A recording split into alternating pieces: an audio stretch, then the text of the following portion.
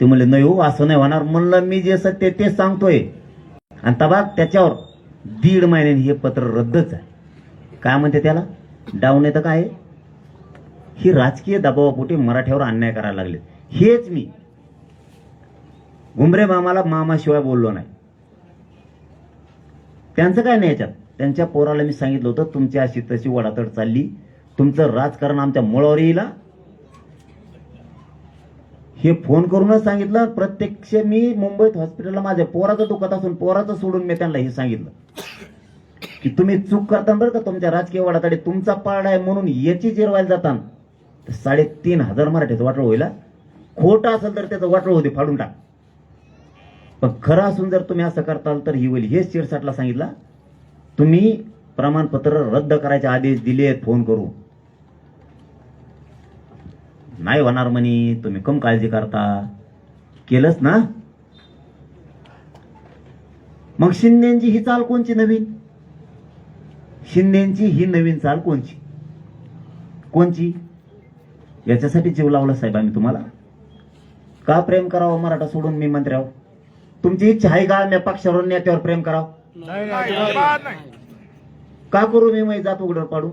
आज कुठेतरी आमच्या लेकरा बाळा आता शिकायला लागलेत, कुठेतरी नोकऱ्यात चाललेत. आता कुठे लेकरा बाळाचं कल्याण व्हायला लागलं. मी पण नालायक भाऊ आणि समाजात वाटलं करू एक मंत्र्याचं मित्रत्व ठेवायसाठी. आणि काय करू ते मित्रत्व जपून? मरतानले सुखानं मरण का मी? समाजाच्या लेकराचा मुर्दा पाडून मिले सुखाने मरण का? मला नको ते नासके धंदे. मला समाजाच्या विरुद्ध काम करणाऱ्या नेत्याजवळ सुद्धा बसायचा नाही. समाजाच्या विरुद्ध काम करणाऱ्या घाण घाण जातीला बोलणाऱ्या लोकांना थुकणार सुद्धा नाही, तोंडावर थुका सुद्धा व्हायला नाही घालणार यांच्या पायी. तर यांसंगा पाण्यात सोडूनच बोला. इतक्या खालच्या थरापर्यंत मी आणखीन एकाही ओबीसीच्या गोरगरिबाला बोललो नाही, लोकांना नाही, माय माऊलीला नाही.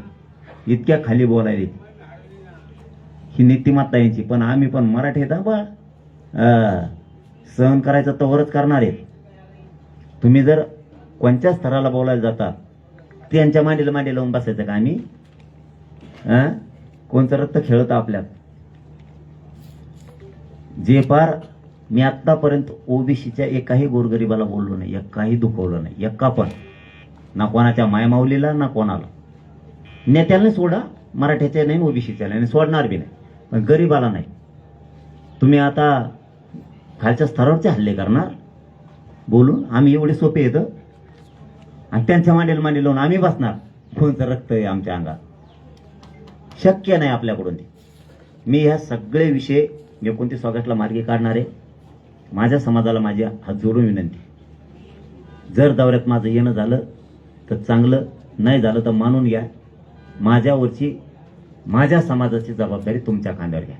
माझ्यावरची माझ्या समाजाच्या लेकरा बाळाची जबाबदारी तुमच्या खांद्यावर घ्या. गावागावात जा. आणि जर मी कोणत्या गावात आलो नाही किंवा गावात एखादा आपला काम करणारा समाजाचा कार्यकर्ता नाही आला, जिल्ह्याचा तालुक्याचा, वाट बघू नका. आपण आपल्या घरोघरी जाऊन सांगा ही लढाई जिंकायची. मराठा हरू द्यायचा नाही. मराठ्यांचे नेते मात्र अपमान पचवायलेत. त्यांच्या नाकावर टिचून प्रमाणपत्र रद्द झालेत. काय मर्दानगी वाटते त्यांना मला नाही माहीत. मला नाही माहीत त्यांना कोणती मर्दानगी वाटते. पण आता ते करायले सण ते मनुष्यकांना साधे.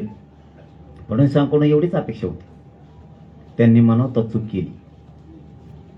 फडणवीसांचा उलटा शब्द आला. ओबीसीचा आहे म्हणून त्याला टार्गेट करायला लागले. जातीवाद तुमच्या तोंडात काय फडणवीस बाळा?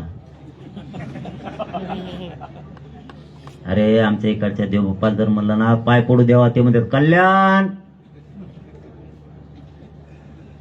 आणि तुम्ही काय ओबीसी नेता टार्गेट केला मग त्यात काय ओबीसी आलं? मग ते पुऱ्या महाराष्ट्राचा आहे. पुऱ्या महाराष्ट्राचा आहे. त्याच्यात ओबीसी म्हणून कुणबीने मतदान नाही केलं. त्यांना मराठ्याने उगत मतदान नाही केलं. त्यात जात बघितलं असतं तर कुणबीने मतदान नसतं केलं ते मत निवडून आलं नसतं.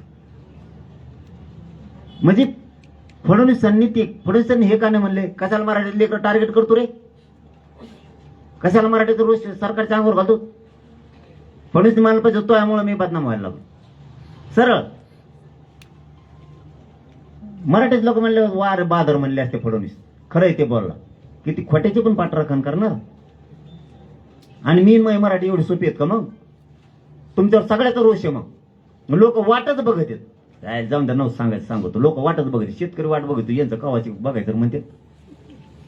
मुसलमान दलित म्हणतात आता हे लयच बेजार करायला लागले. मायक्रो विषय म्हणतो आम्हाला देणं घेणंच नाही बरं यांचं. बंजारा समाज म्हणतो वाटोळं झालं.